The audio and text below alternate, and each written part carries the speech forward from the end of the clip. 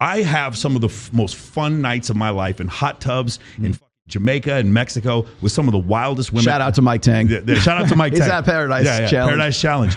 Some of the wildest women I've ever met in my life. And I love them as friends, and I don't judge them for their behavior. But I also know I don't want to marry them. Right? So this is the thing. Like for every action, there's an equal opposite reaction. I know that because I host two of the biggest bikini competitions in the world, there's a lot of women who don't want to date me.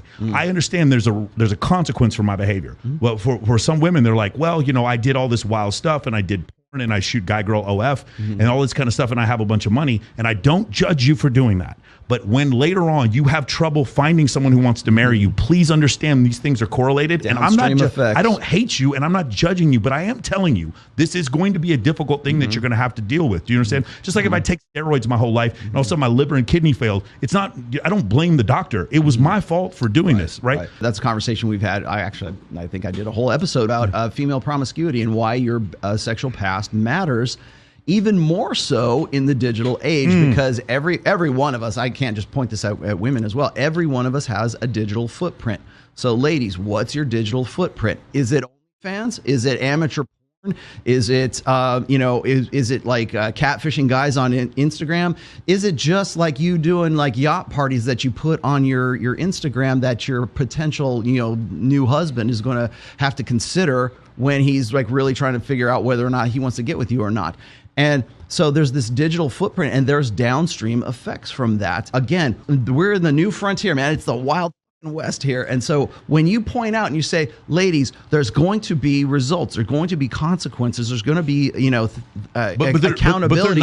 They're not Rolo's consequences. They don't want it to be. They want to blame it on you. Yes. They want to say you're insecure for pointing that out to me over and over and over again, when in fact it's true. But the fact that you are even like have a question about it makes you an insecure man. Could you imagine pushing someone off? Shut up, please. Could you imagine pushing someone off of a balcony and then charging Isaac Newton with murder? Like that's essentially what's going on. Yeah. This is gravity. That's essentially there's a physical reaction that's going to happen. Have you seen the Netflix show Sex Life? Have you heard about this? Yeah. I did a full episode on it when it first came out. I was stunned they even made that show, and the ending of it was like, holy.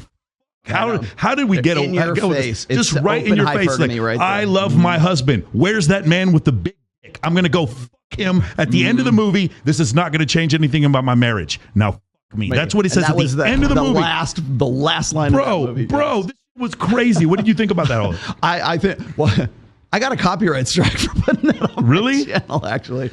Yes.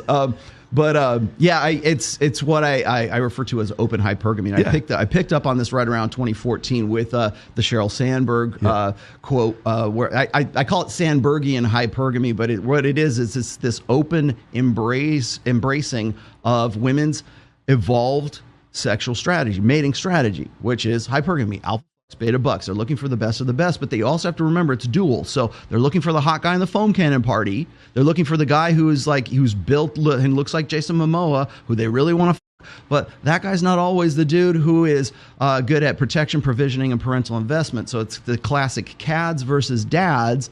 And so that's the natural way of things. Now, again, in the 20th century, women, it was in their best interests to keep that hush hush, so that so that they could have more selection. So if it didn't work out with Ross, maybe she could go Joey, right? Yeah. That was the sort of, okay, ladies, keep it down. So when we used to call like gold diggers, gold diggers are just like, it's like all women are opportunistic in their mating strategies. The gold diggers are just the ones that were like open and overt about it. They were just the ones who said, you know what, it is what it is. I want to get with a rich guy, and that's who I am. The reason why even women hate gold diggers is because they're giving up the game. They're giving up the game. Now, in 2014, no one cares about giving up the game. In fact, I hope you have a good phase. We got Cardi B talking about getting what you can get and essentially talking and popularizing in popular media what amounts to hypergamy. And guys, if you have a problem with that, you're an insecure dude and you're not high value enough to